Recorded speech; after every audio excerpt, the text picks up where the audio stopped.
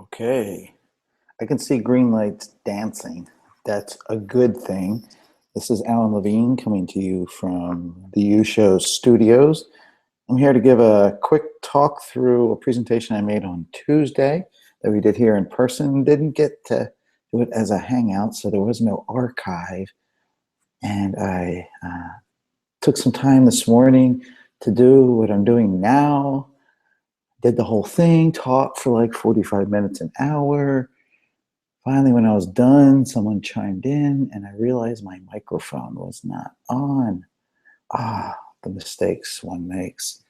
But that's how it goes. So welcome to the night shift. Here we are. Should be watching TV, but I'm not. So I'm going to do a walkthrough of this talk again, third time. And hopefully this time I will get it right. This is for week or unit 2 of the U Show, the open seminar that we're running here at Thompson Rivers University. This week we're talking about using visuals in your blogs and your communication. And I gave this talk to a group here in person, as I said. So now I'm doing it for you. And so there's a chance for you during this, if you're so inclined, to pause and go off and do some stuff. I hope you do that. It will make the experience that much better, and then get a chance to hopefully give you a sense what people in the room got during that presentation. So now I'm going to see if I can get the magic toggle here to turn on my presentation. So I have this loaded in Google Docs presentation, and learned a couple tricks in presenting with this. So I can flip through these slides. So look at that lovely picture. That's what you're going to be working on. Again, here to be talking about some ways of looking at finding images that you can use, and also some tips on blogging with them and giving attribution. So I'm going to start with a quiz, and we're already at the audience participation point. I like to do that often when I present, have them do something, not just me sitting here in my room or up on the stage yammering to you. So on the next screen, I'm going to give you a prompt. And again, I encourage you to click the pause button and see if you can go about this very complicated task. Okay, so here we go. If I say I want you to use your internet skills to find a photo of your favorite animal, go off now and do it. And just think about the normal way you would go about such a task, where you would go and how you would go about doing it. Once again, I'll say once again, but you can pause your playback if you're watching the archive of this, which you probably are because nobody's live. And I'll just give you a few minutes. It's not really a quiz. I just want to play with what people's behaviors are. So welcome back if you're coming back. If you're like me, my first thought is go to the place where all the stuff on the internet is. That's some people actually think like it's on the Google. I've had people ask me, how do I take things off the Google? You don't. Google just kind of finds stuff that's everywhere else. But looking for my favorite animal, of course, dogs are more particular. Puppies. Look at those puppies. Go to Google Images, type puppy, boom. Look at all the puppies. And so many of you have done that. I kind of asked when I did this in the room for first person to find the image that suited them to raise their hand. And Brian Lamb's hand went up in about 10 seconds. And so not everybody goes to Google Images. Some people talked about some other things, but it is like the first reaction that a lot of people will go to. And there's a certain problem, if you will, with this. And I don't really have to put the quiz on you. I just need to break up the specter here of the big C as far as, yeah, it's easy to find those images, but do you really have the rights to go about using them, to take them? Is that stealing? That's a question. It's not maybe as clear as you think. But when we talk about copyright in education and to students, very often it's this heavy-handed thing like, You don't want to use images you found on Google because it's stealing, and stealing is bad, and you might get in trouble. You might get sued, and you don't want to get in trouble. And yeah, there's a reason to be saying that, but that sounds so heavy-handed. I've always tried to turn this message around. So this image here that I use for copyright, it's a great metaphorical image. That's why I chose it. It's not clear maybe who's the dog and who's the puppet, or even what it means to be a puppet. And so I wanted to introduce an image as not a depiction of copyright, but maybe a provocative question about copyright. So if I found this on the Google and just used it, yeah, it's a problem about me taking someone's property. In this case, not a problem because they have shared it under Creative Commons. But wouldn't it be better to get people thinking like, wow, this person shared this image to me. Wouldn't it be a nice thing to do when I use it to make sure that person gets some credit, some attribution, pay it forward sort of thing. So, and by doing that, when people perhaps find out that someone else used that work, they might say, wow, I think I want to share more material. And to me, that is much more interesting and compelling than the threat of copyright. So if you want to like not deal with this issue, we go to finding images that are licensed for your use. So you don't have to worry about getting slammed by the copyright cops. And so I will give you some of my favorite places that I go to. Compfight.com is actually a site set up to search the Creative Commons licensed images on Flickr. It used to be on Flickr when you search for Creative Commons, flickr.com/Creative Commons. It was not the best search interface because first you had to search within the different licenses. So first you would search within the attribution ones, and then the ones that were maybe non-commercial attribution. And so it wasn't really a wide search. So I like Compfight because you just search one thing and it looks everywhere in Flickr because on the right I've clicked the option for Creative Commons, and so it works really well. So in Compfight, you get the results. Now, you should ignore everything above that gray line. The first two rows, that's advertisement stuff. That's Shutterstock images. And if you click them, you might have to pay a few bones. Maybe that's okay. The free stuff is below the black line. And there's a lot of good photos there. There's a lot of good photos in Flickr of Creative Commons.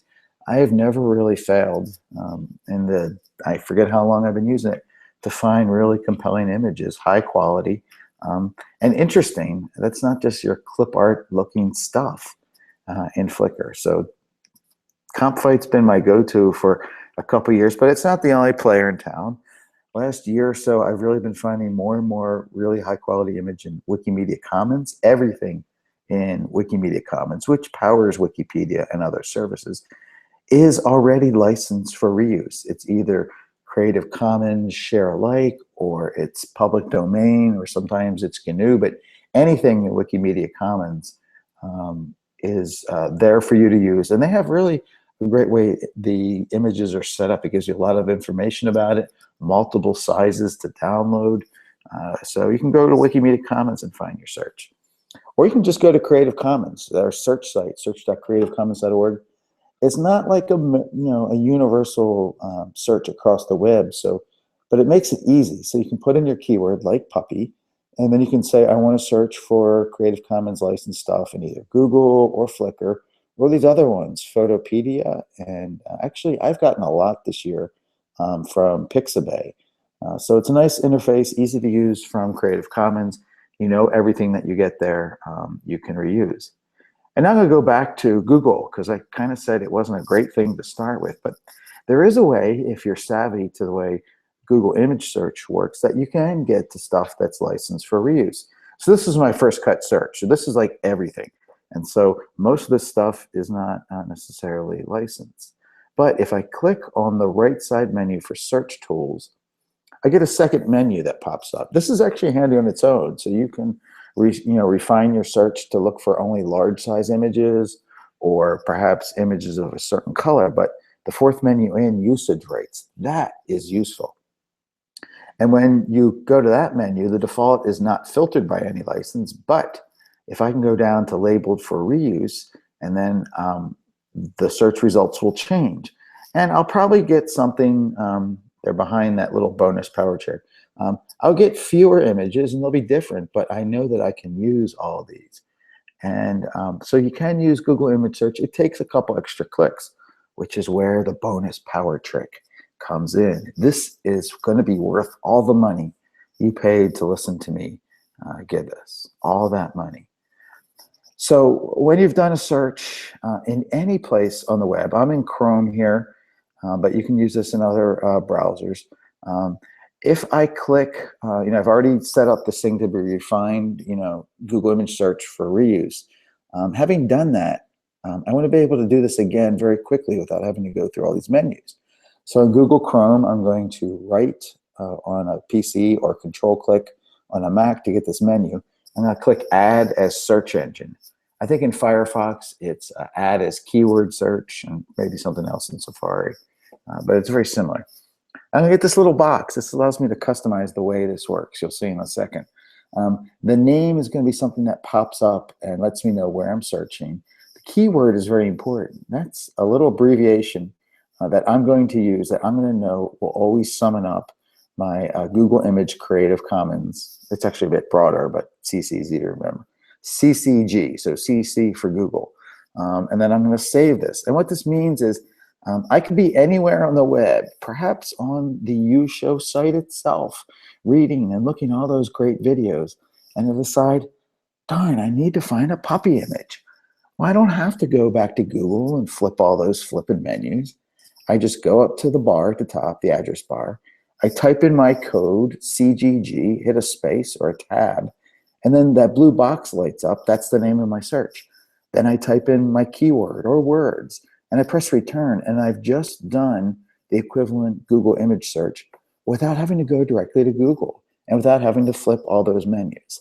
That is a time saver, folks. I use that frequently. I've set up these kind of searches to search my Flickr images just so I can find my own images. I use it to do comp fight so I can find Creative Commons. I search the Internet Movie Database for movie names. Wikipedia. I've got a bunch of these search engine shortcuts, and they're great because you can use them from anywhere on the web. Let's talk about what I call image seeking. So when we're looking for specific things like puppies or maybe test tube or elephant, well, I'm always picking the animals, sports car, guitar, computer, if it's a thing that's very specific, this is where search engines work really well. And it's not like Google has an ability to search within the image, although there are some new things emerging that do some image analysis.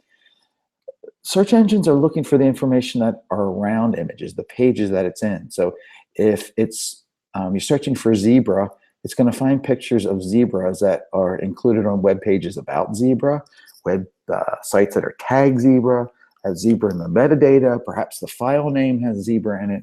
So it's not exactly the image that you're searching, but it's the information around your image.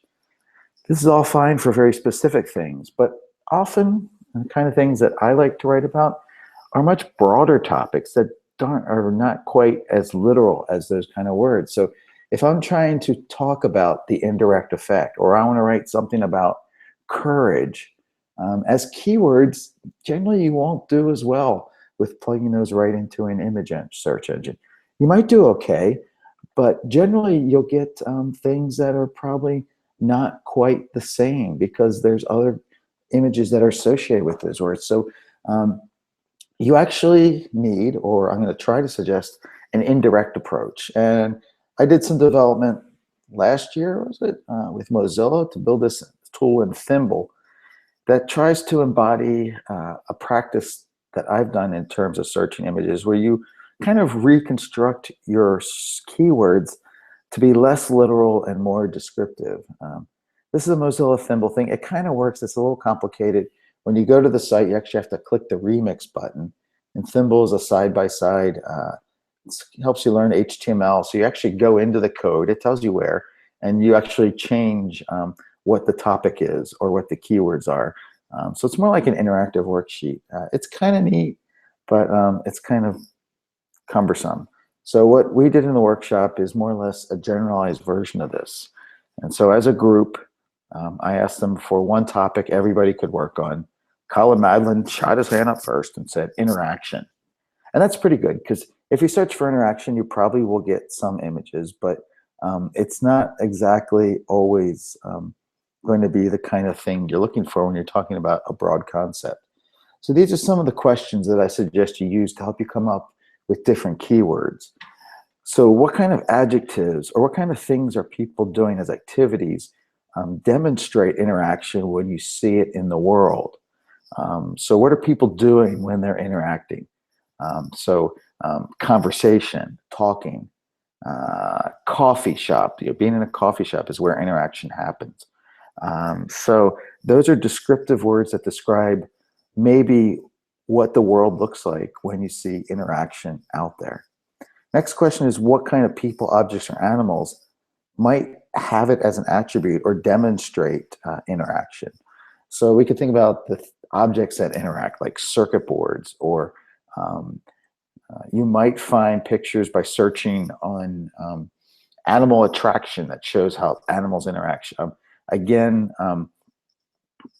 could talk about what kind of people you come to mind when you think about interaction, which might be children, because children are often more interactive than adults.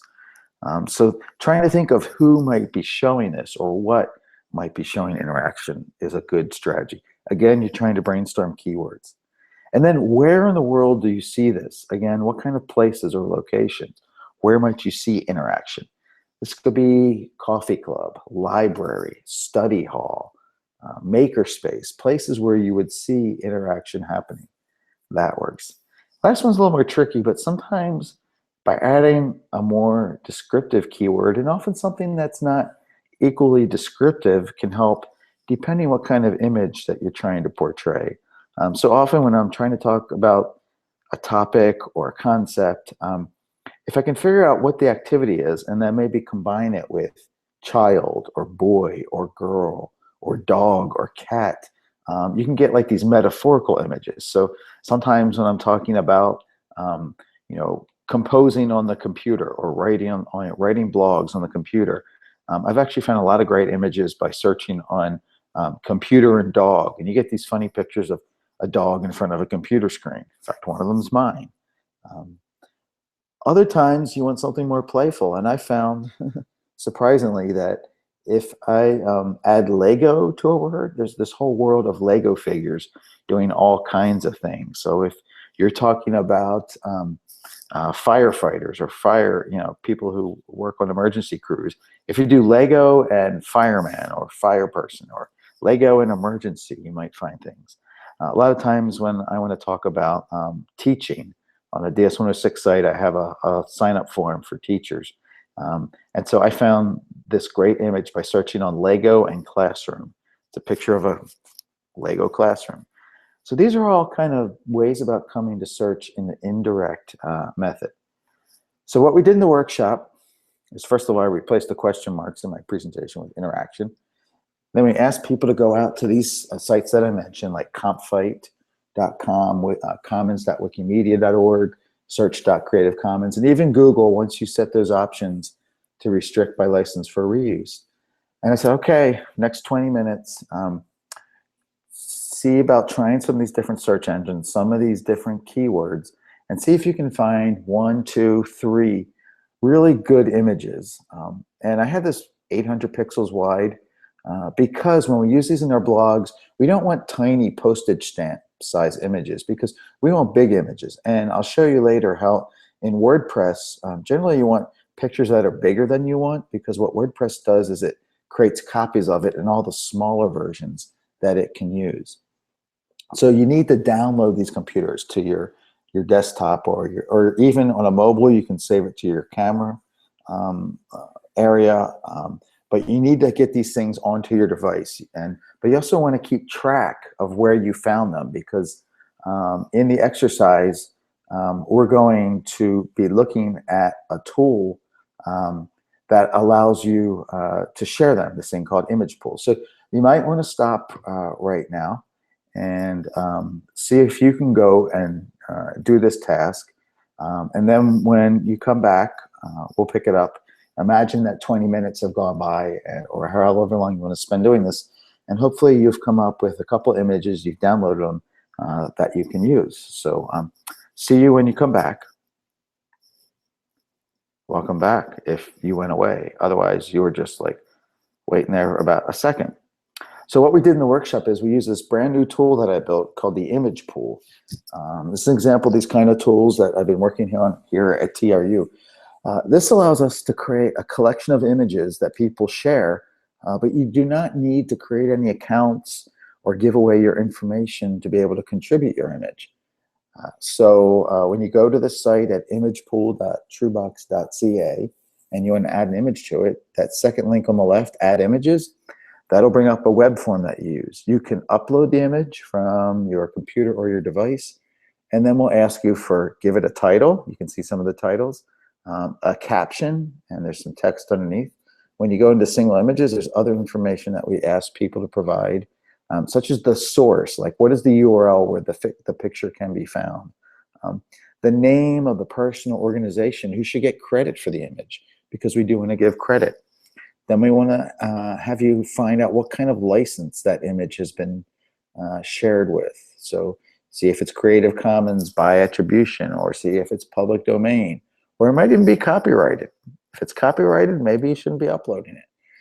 That's another story. And so this is a way to sort of build a collection. And you can see we picked up 30 items in that workshop. So we had pretty good participation. You can even see on the bottom right that someone, for some reason, used a picture of me with Secret Power Trick as one of their images. So the image pool is a place that you can put the images that you found in the last activity. And I'll give you the suggestion again that maybe you want to hit the pause button and see about adding your images to the image pool. And I'll stand here waiting patiently until you get back. Hey, hello, you're back. So next I want to talk about how you actually use these images in your blog. I'm going to be talking specifically here on WordPress or WordPress.com, which is what most people are using, but you'll find similar features in Tumblr and Blogger too. And so in the WordPress writing interface, there's a thing called Add Media. It's on the top left above the editing place. And that's where you go when you want to add images. And it brings up this gallery. And what I love about WordPress is you can just drag the icons from your desktop and drop them in here to upload them. It's really slick. While I'm here, I'll mention it. I forgot to do this on Tuesday. There's another nifty thing in WordPress on the left, that second thing called Create Gallery. That gives you an option to put together a little group of images that can be embedded into your WordPress page or post. Rather than doing it individually, one by one images, it puts them together in like a little set or even a slideshow. So I suggest for extra credit that you explore it and see how the Create Gallery works. But for a single image, you upload it, and then you'll see a button on the right that will say, there will actually be, I can't say it here, sorry. There'll be some fields on the right-hand side after the image is uploaded that have things like a caption. So if you want some text to appear underneath the image, perhaps an attribution statement, you can do that. But the more important things are in the bottom corner of this under the attachment display settings. So I'm showing you the bottom menu first, which is the size of the image. And I mentioned earlier about uploading images that are bigger, because anything for this theme that I'm using will downsize images to these three sizes: a full size, a medium, and a thumbnail. And they'll be original size if it's bigger than 1024 by 683. And so that's why you want bigger images. I would suggest anywhere from 1200 pixels wide to 16, because WordPress will save them in all these sizes that are smaller. If you upload a bitty image that's only 200 pixels by 180, you only get a thumbnail, and it'll look crappy when you embed it in your blog. But when it comes time to put it in your blog, you have a choice. Generally, the full size will work well for modern themes because they're responsive, and usually they'll scale an image to be as wide as the writing area. but maybe you don't want anything that big. So the medium theme is a little bit smaller, and you can even do a small square thumbnail if that's your decision. The top menu alignment, if you do one of those small sizes, can actually have it left or right aligned or center aligned. And then the middle menu is handy because the default usually is to link to the full size version of the media. I find it more useful to link to a URL. So you can use an image in your blog post and have it link out to something else. And I think that's pretty neat. And then you insert into your post, and then you get all the things to display your image in your WordPress blog. Now I'll talk about attribution. Recognize this picture, right? So this is a Creative Commons picture that I found on Flickr. Can't remember what I looked for. Don't know if I looked for dog and puppet or something like that. Maybe that's how I found it. But I've been using Flickr images, my own, or actually usually other people's, for so long I can't even remember. And but I always thought it's important to give the attribution. And I used to spend a lot of time trying to compose the HTML for these attribution statements.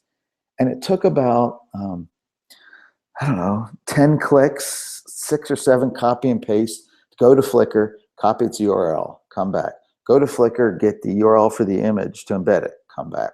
Go to Flickr, get the right license statement and come back. Go to Flickr, get the name, Amando G. Alonso with the little airplane emoji after it. Copy that to come back so I can give Armando credit for it. And so it took a lot of work to put together an attribution statement on my blog. And because I'm kind of sloppy with my typing, I wasn't really consistent with my formatting. So I really felt like there was a better way. And so lacking finding one, I built my own tool that does something like this. I can do this in one step.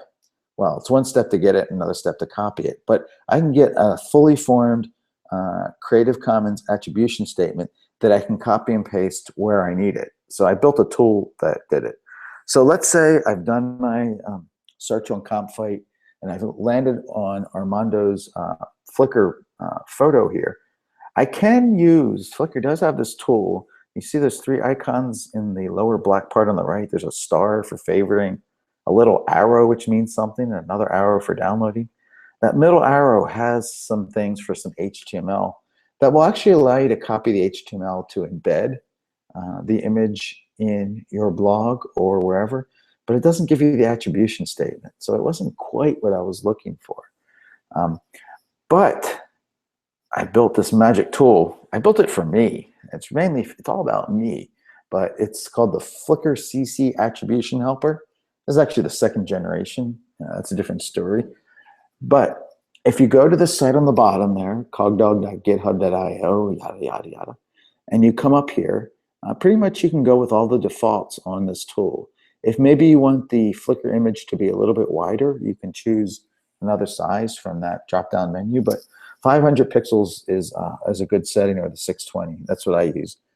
And then what you do is you click and drag that text on the blue button where it says drag link for Flickr CC Attribution Helper. Drag the link and drop it onto your bookmarks bar. This is the shortcut bookmarks that you put on your browser toolbar. This is a bookmark tool, and it will be wherever you go on the web because it stays with your browser. So what this does is when I'm looking at Armando's photo, and now if I click on my bookmark bar where I've put this tool, which is Flickr CC Attribution Helper, when I click that, it pops up this menu, and there it is. There's all my attribution I need. There's a fully formed HTML one that I can copy and use in my blog. You do have to switch out of the visual mode into the text mode in WordPress, but it does everything for you, one trip. Sometimes you just need it in text, like if you're doing a presentation and put the attribution on the bottom of the screen, or you could copy that attribution text and put it in the caption of your photo in WordPress. But these statements are picked to provide just about everything you should put in an attribution statement. The kind of license, the name of the person who took it, the source of it, the HTML attribution code actually links to the license as well. So fully formed attribution looks great on your blog. So that's attribution. It's so important to do attribution. We really should be modeling this for our students. So when we're creating content in our learning management systems, on our web pages, when we're creating them in our course materials, sometimes we just throw the image in there. And students are going to follow this as behavior. So we need to be model being good attributors all the time. Should I say it again? All the time. It just really benefits to show, A, that you're making the effort to use content that is licensed for reuse, and B, that you're giving them credit. Students will copy that. I hope they copy that. Last thing we did was talk a little bit about some photo tips, because we are going about doing some photography this week. Not to try to turn everybody into professional photographers, but because quite often the best way to find the image that you want to use in your web materials, take the photo yourself, stage something, or just build up a collection of photos, because you can find the things that kind of match the image that you have in mind for your writing. And the best thing about your own photos, you don't have to give yourself permission, and you won't sue yourself for copyright. It's safe. You can give yourself attribution. That's a good thing. So a couple tips. I'm going to start out, a lot of the photos that we tend to do are snapshots. This kind of stuff that, is rampant on Facebook, stuff that people just take in the moment. And so this is a snapshot that my mom took. I'm not going to necessarily ridicule her photographic skills, but I like to ask people, what's wrong with this photograph? And if you're like most people who are in my mark shop on Tuesday, you're going to yell out, the pants. The pants are horrible. This is me, probably age, 7 or 8, in the house I grew up in Baltimore. You can see it was the 70s from the decor of the chair and my horrible sense of clothing design. And you'll remember this next week when I start telling you about the principles of design. I was not practicing it at age 7. But regardless, getting past the pants, as horrible as they are, I might ask you to think about, what are some things that are really problematic in this as a picture? You can stop and think about it, or just gaze at those horrible pants, which even have a hole in them. What a slob. But there's a couple things that I would critique about this, if something that was my students were using. One is that horizontal line. That's the edge of a railing that was on our split level house in the living room. That thing is going right through my neck. And so pay attention to what's in the background. There's also that closet door in the background. First of all, it's not closed.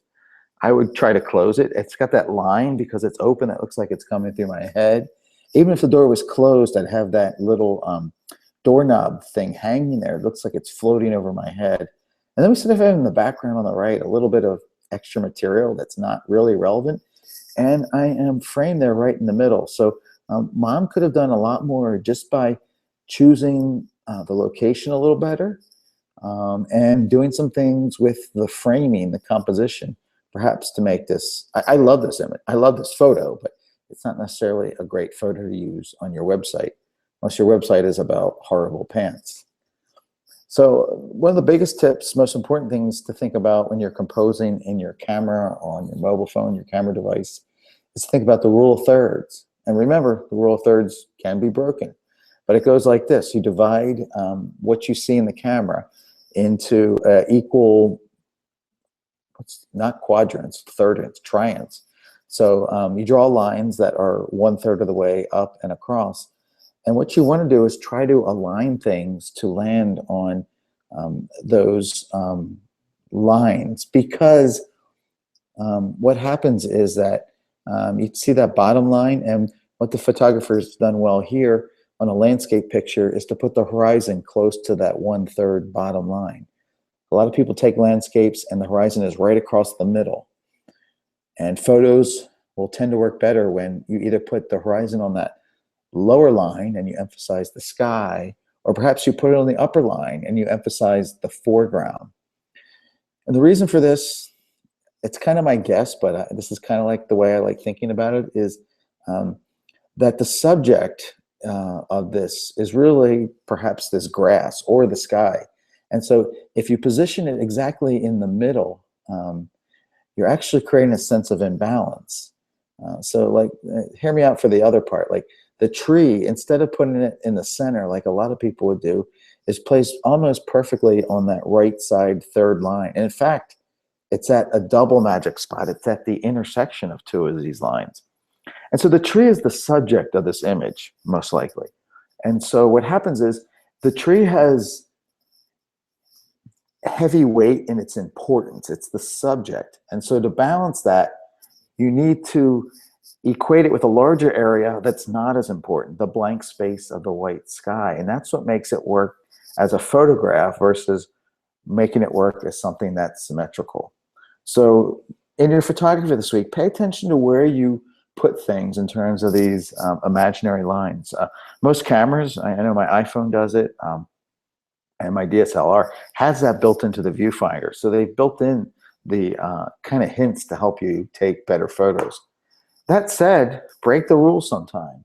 And this picture works really well because that horse is dead center. And so it's not on the rule of thirds. And even that line of the grass is really towards the middle. But there's times when it works to have things centered.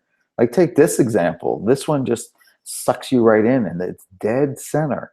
It's a different kind of effect. In film, this was the kind of one-point perspective shots that Stanley Kubrick was famous for, and we'll learn more about that in the film.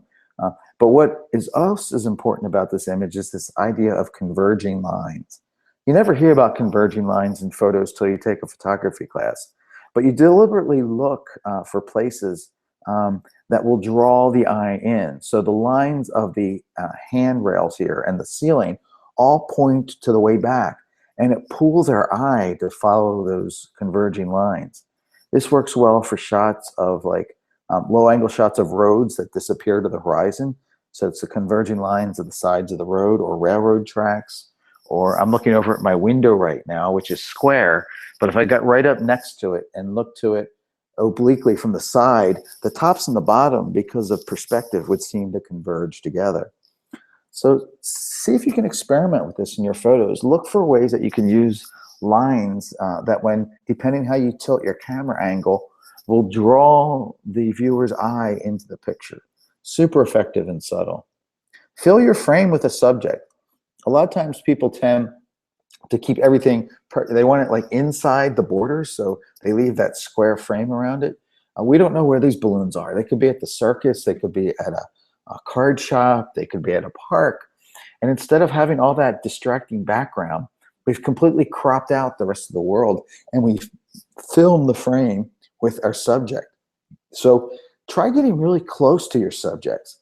Another example is usually when you do portraits. A lot of times people make sure that that their head is fully contained within the frame. They look generally like a head in a frame. Portraits get really more interesting, and try it when you do things like just position it so the top maybe just cuts across the top of their forehead or the bottom across their jaw, and you get less of a full, like complete roundness of their head, and you focus on the face. I find that works really well. Look for light. That's probably the most important thing.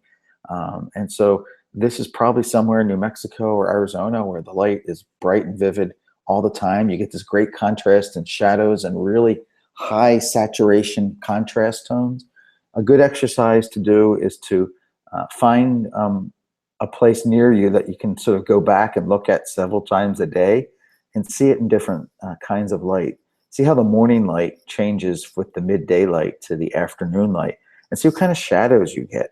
And so always be looking for places where the light might be really intense, or the opposite. Sometimes when it's really flat, you can sort of get a real somber tone. So the quality of light makes all the difference. And sometimes you find magic in a picture that didn't look so great when you first examined it. So this is a picture of a dog I was taking for a name, JC. And you're like right up in JC's face. And you can actually, if you look closely, in her eyes, you see a reflection of my deck at home. And often you'll find what's known as catch lights, which is reflections of overhead lighting in people's eyes. Or even I've seen pictures of the photographer in someone's eyes, but you only get that by coming in close. So this is actually my original picture. I was taking a picture of her through the rails on my deck, and it's actually not a great photo. I mean, the exposure's bad. She looks kind of pathetic. But just by playing around in my editing software with cropping that way in, I found this detail in her eyes that just was kind of amazing to me. So cropping is kind of an interesting process that we deal with in doing our photo editing. You're actually creating something more interesting by deleting something out of your photo. Think about that as a concept. Being able to pick your focus point and is really important and useful. Sometimes it's a little bit harder to do with a mobile phone camera and a compact camera because you can't control some of the settings. This one was probably taken with a DSLR. But the key here is knowing how to lock your focus. You might know how to do this, but many people don't. On most cameras, if you're composing a picture and you find the person or the thing that you want to be the center of attention, if you press the shutter halfway and hold it, keep that locked in, then you can move laterally to put them off to the 1/3 side or elsewhere, and then take the picture, and it'll stay focused on that original focus point. On a mobile phone, I think on the iPhone, you can tap and hold to lock in a focus point, and then recompose by moving the camera slightly.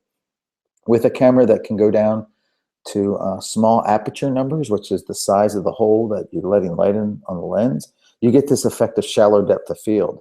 So this picture would be drastically different if that figure, I think it's a mannequin, but it might be a person, if it was equally in focus as this raven. But because this raven is in focus and this picture in the back is out of focus, we get a different kind of tension. And again, it would be a totally different picture if we locked in the focus on the face and then the raven was out of focus. So you can actually get multiple interpretations like this picture. I forget where I found this, kind of this goofy beach scene going on.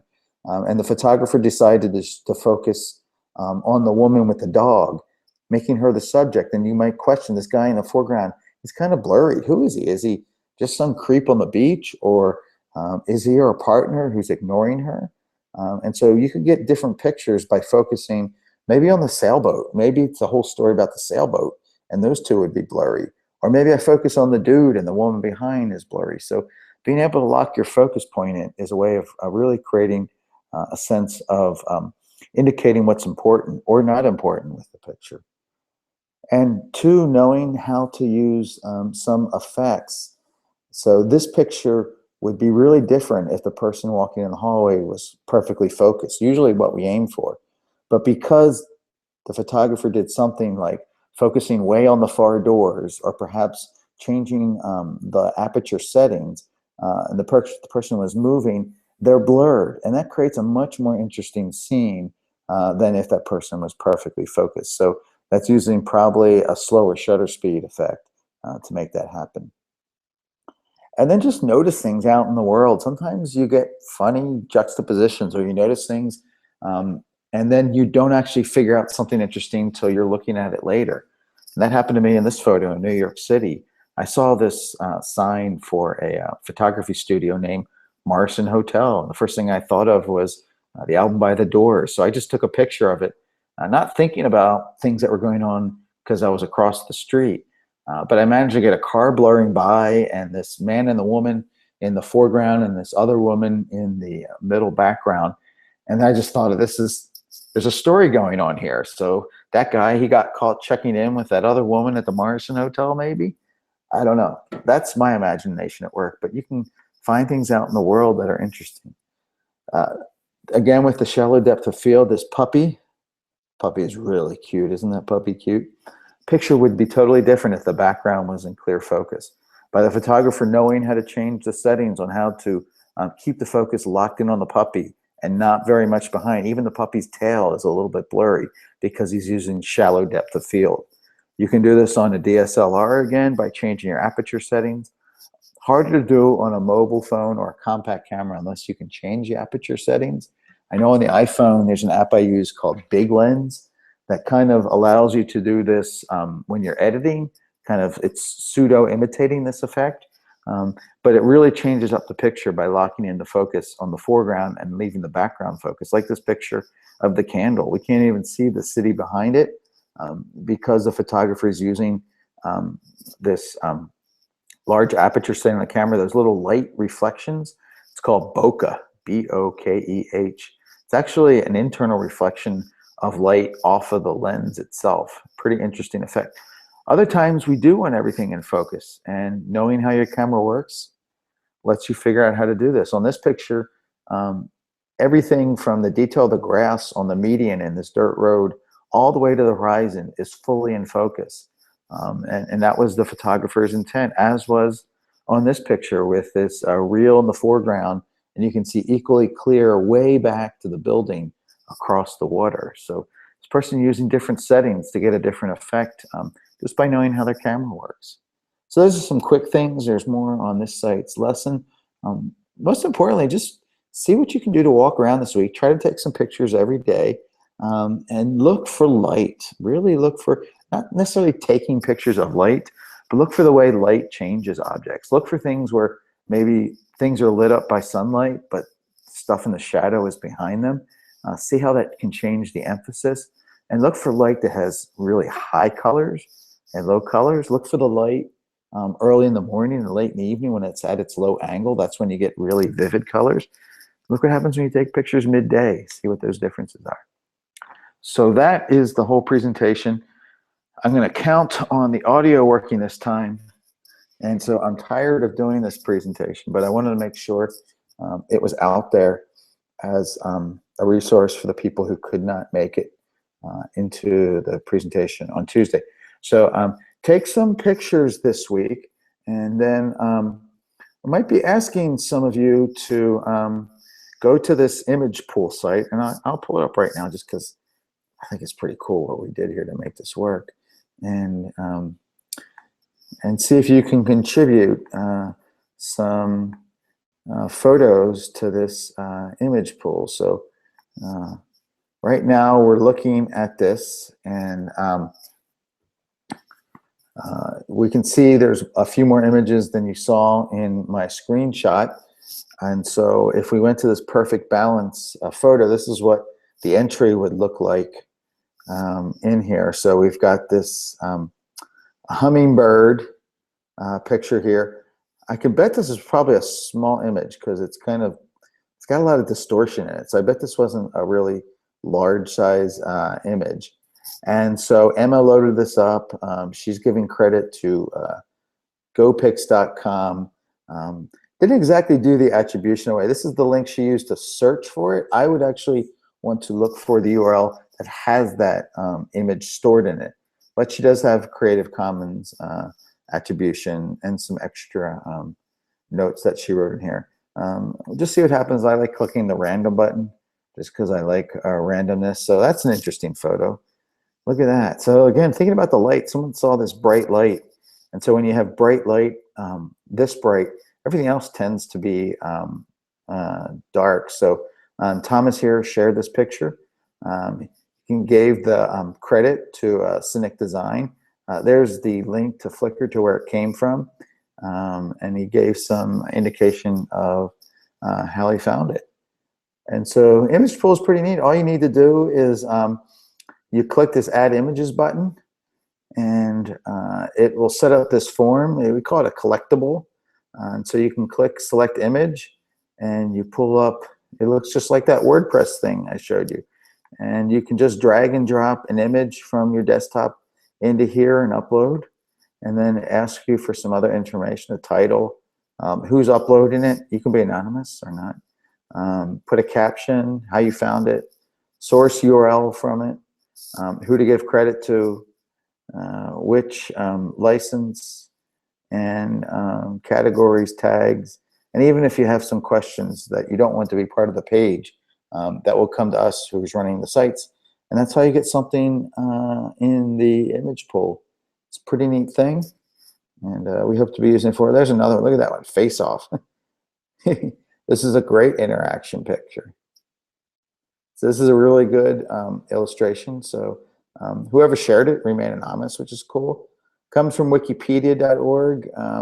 You could probably find the actual owner. Sometimes it's tricky. So I could actually go to this entry and see dog-cat relationship. Didn't exactly get your dog-cat relationship. So Wikimedia Commons, that's probably Let's look in here. Maybe not the best example. Dog, etc. So that image is in here somewhere, I'm sure. Didn't pick the best example, but let's say I wanted to use this picture I'd found. My, look at that cute dog. So in this case, the artist is actually anonymous, so that didn't actually work to give attribution. So finding out who the artist is can be a little tricky, but see what you can do. It's an exercise in learning experiment, and it's late here, and I'm tired of giving this presentation. It's fun to do, but I hope it helps you out. And we will see you out on the UShow site. And we'll hopefully see you doing stuff on your blog, doing some daily. I'm seeing more responses to the daily challenges that are coming out. I need to work on the site because the way I thought it would pick up stuff from Twitter's not working, but that's another story. And come in if you're really like lost, or if you're really not feeling comfortable with the blog stuff, or just want some tips. Get your butt to the open sessions if you're at TRU on Thursday, Friday, because that's how you get help. If you sit there like flailing on your own and getting frustrated, it's not even fun. And it's not worth wasting your time that way. So if you can't find the answers, come to us. Come get some hands-on help. We want that. We're bored when you don't show up. We need some stimulation and some activity to make us feel useful.